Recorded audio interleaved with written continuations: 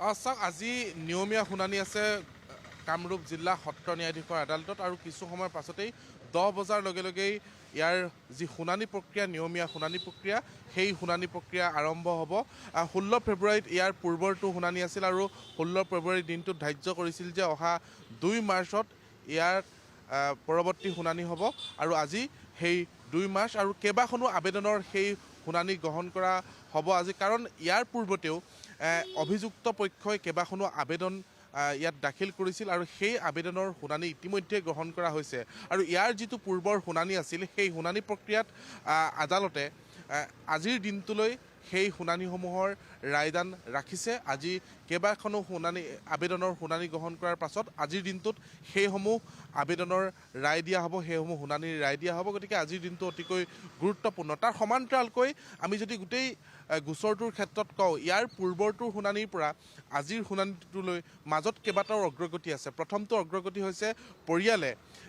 এটা কথা দাবী কৰি আছিল যে ফাষ্ট ট্ৰেক আদালত গঠন হ'ব লাগে আৰু গোটেই গোচৰটো বিলম্ব নোহোৱাকৈ ডে টু ডে হিয়াৰিঙৰ ব্যৱস্থা কৰি গোটেই গোচৰটো ক্ষিপ্ৰতাৰে যাতে সমাপ্ত কৰিব পাৰি সেইবাবেই ফাষ্ট ট্ৰেক আদালত বা বিশেষ আদালত বা এক্সক্লুচিভ কোৰ্টখন গঠন কৰাৰ দাবী উত্থাপন কৰিছিল সেই মৰ্মে ইতিমধ্যে ৰাজ্য চৰকাৰে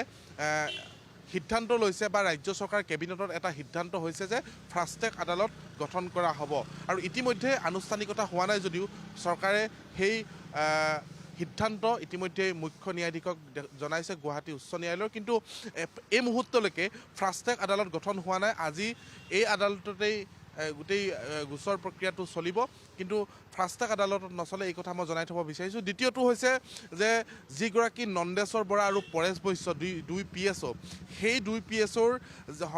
CID যেনেকৈ তদন্ত কৰিছিল তাৰ সমান্তৰালকৈ আয় বহিৰ্ভূত তেওঁলোকৰ সম্পত্তি আছিল আৰু সেই হুৱে বাৱে থকা PSOই কিদৰে জুবিন গাৰ্গক লুটিপুটি খাইছিল এই বিষয়খিনি অধিক গুৰুত্ব সহকাৰে লৈ CM ভিজিলেন্সে এটা গোচৰ ৰুজু কৰিছিল আৰু সেই গোচৰটোৰ ইতিমধ্যেই চাৰ্জশ্বিট আদালতত দাখিল কৰিছে তাৰ সমান্তৰালকৈ গোটেই এই ন্যায় প্ৰক্ৰিয়াটোত মহাবী একুৱা এটা কোম্পানী কাৰণ যিটো মহাবী একুৱা জুবিন গাৰ্গৰ যিগৰাকী মেনেজাৰ সিদ্ধাৰ্থ শৰ্মাই ধন বিনিয়োগ কৰিছিল এগৰাকী ব্যৱসায়ী সহযোগী আছিল সেই ব্যৱসায়ী সহযোগীয়ে আদালতত এখন আবেদন দাখিল কৰিছিল যে সিদ্ধাৰ্থ শৰ্মা আৰু সেই ব্যৱসায়ীজনে তেওঁলোকে দুয়ো মিলি গোটেই ব্যৱসায়টো চলাই গৈছিল গতিকে সেই ব্যৱসায়ী সহযোগী ব্যৱসায়ীজনে সিদ্ধাৰ্থ শৰ্মাৰ দাবী কৰিছিল যে তেওঁৰ সেই যিটো মহাবী একুৱা সেই মহাবী একুৱাটো খুলি দিব লাগে কাৰণ গ্ৰেপ্তাৰ হোৱাৰ পাছতে সিদ্ধাৰ্থ শৰ্মা সেই মহাবী একুৱা কোম্পানীটো চিল কৰি দিয়া হৈছিল আৰু ইতিমধ্যেই গুৱাহাটী উচ্চ ন্যায়ালয়ে সেই মহাবী একুৱা নামৰ যিটো কোম্পানী সেই কোম্পানীটো খুলি দিবলৈ ইতিমধ্যেই খুলি দিয়াৰ কথা ইতিমধ্যেই খুলি দিবলৈ নিৰ্দেশ দিছে গতিকে সেইটো তিনিটা অগ্ৰগতি আৰু গোটেই গোচৰটোক লৈ আজি নিয়মীয়া শুনানি হ'ব কাৰণ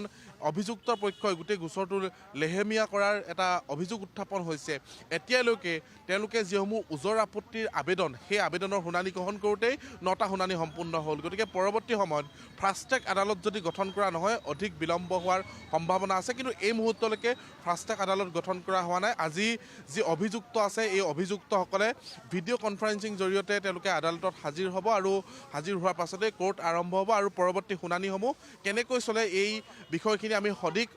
পৰৱৰ্তী প্ৰতিবেদনত আমি আপোনালোকক পৰৱৰ্তী সম্প্ৰচাৰত আমি জনাব পাৰিম তৃষ্ণা